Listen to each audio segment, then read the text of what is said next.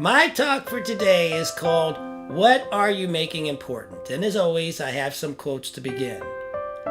One of the most important things for us to remember is that we are always causing something to be created. That's Dr. Ernest Holmes. The next one. How did it get so late so soon? It's night before it's afternoon. December is here before it's June. My goodness, how the time has flown. How did it get so late so soon? Dr. Seuss. And lastly, time is always ripe to do what's right. And that's Nelson Mandela. Well, that's a great quote by Nelson Mandela, except how do we know what's right? Time may always be right to do what's right, but first you have to know what's right. Oh, wow, I'm sounding like Dr. Seuss. And of course, what's right is not universal. What's right for one person may not be could be completely wrong for another. What's important to one person may have no importance for someone else. So what does this mean? It means you have to ask yourself the question of, and only let yourself answer it. No one can answer what's important to you. No one but you. And then you have to trust yourself to follow the answer that you get. You have to follow your inner guidance. But there lies the rub.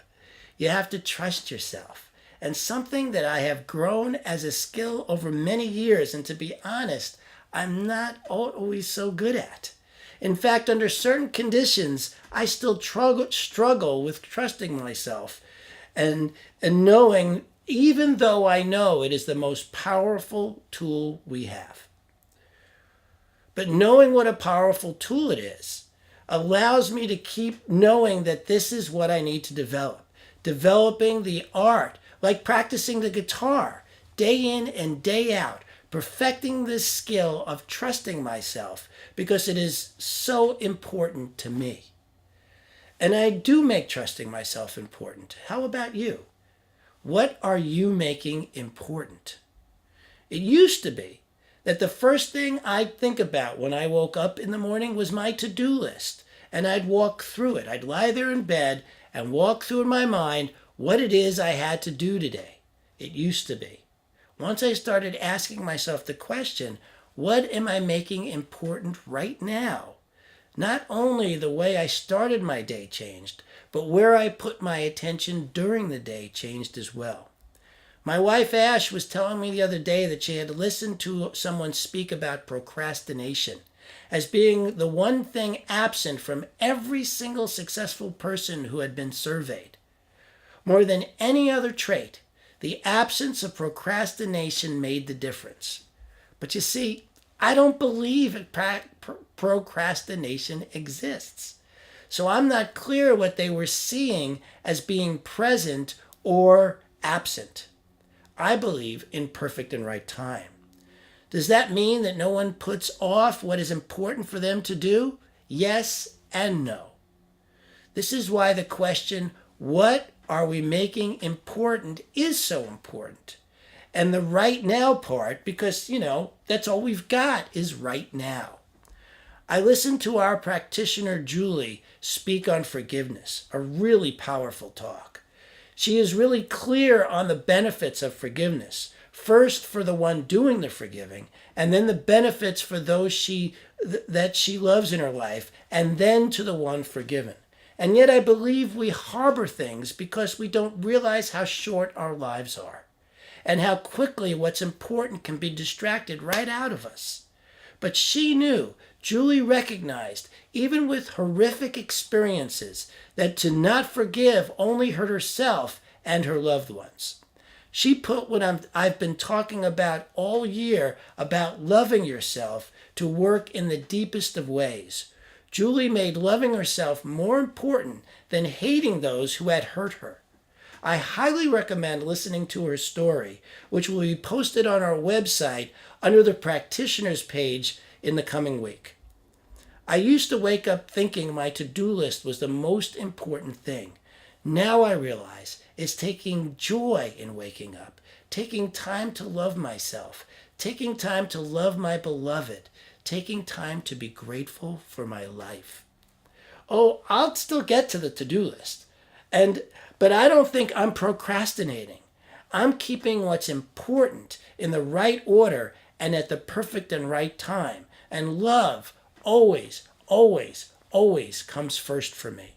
You have to decide for yourself each and every day because life is so short. What's important and how you define success. Maybe if you're putting something on your to-do list off, it's for a really good reason that you don't even yet know about. I can't tell you the amount of times that's happened to me that I've put something off that could feel like a procrastination, and then it turned out it was really good that I did because the people I was delivering it to no longer wanted it or wanted it at a whole nother time or in a whole nother way.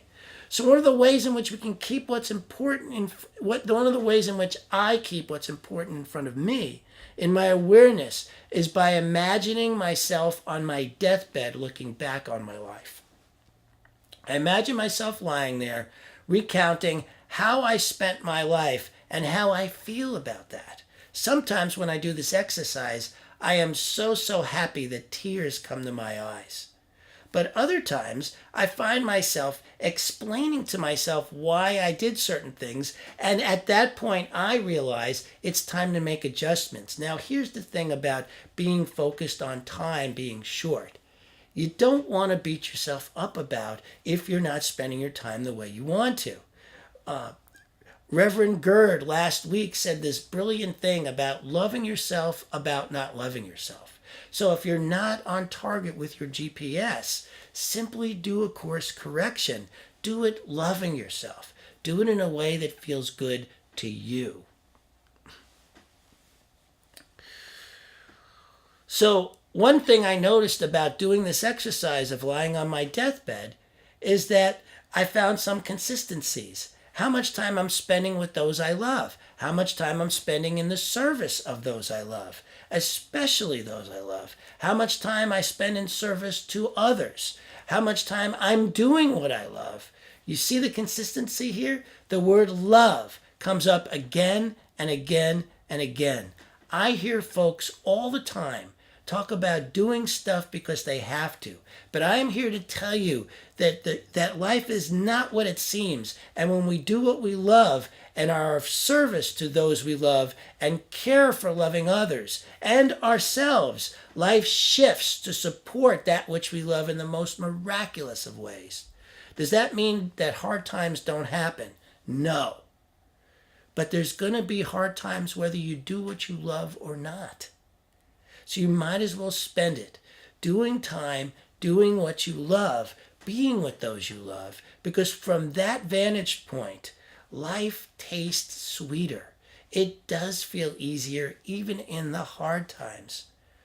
Forgiveness, understanding, compassion for ourselves and others rule the day instead of misery and feeling sorry for ourselves. We feel less alone, and for me, my confidence on achieving what actually I want to achieve in life rises, as does my productivity when I just spend the time to feel loved and loving. So that's why I love that exercise, and I do it about once a month. It's my GPS to my destination, and we all have the same destination, death. We're all marching to our death. Now, I don't want to harbor on this too much, but life is really short, and you need to spend it doing what makes you happy, doing what feels loving to yourself, doing what feels loving to others. Are you happy with what you see from that vantage point? Are you happy with who you are? From that vantage point, I never care about what I achieved, but I always care about that I continue to take steps towards what mattered to me. From that vantage point, I remember to spend as much time as I can with my beloved, my kids, my family, and friends, and then think about the ways I am of service. Do I serve in a way that has meaning for me? Steve Jobs tells us, your time is limited, so don't waste it living someone else's life. Make sure the way you spend your time is important to you, matters to you. Because when you're lying on your deathbed, I don't believe you're going to care about what had meaning for others as much as you're going to care about what has meaning for you. Try the exercise and discover for yourself. Time is short, fleeting. How you spend your time matters.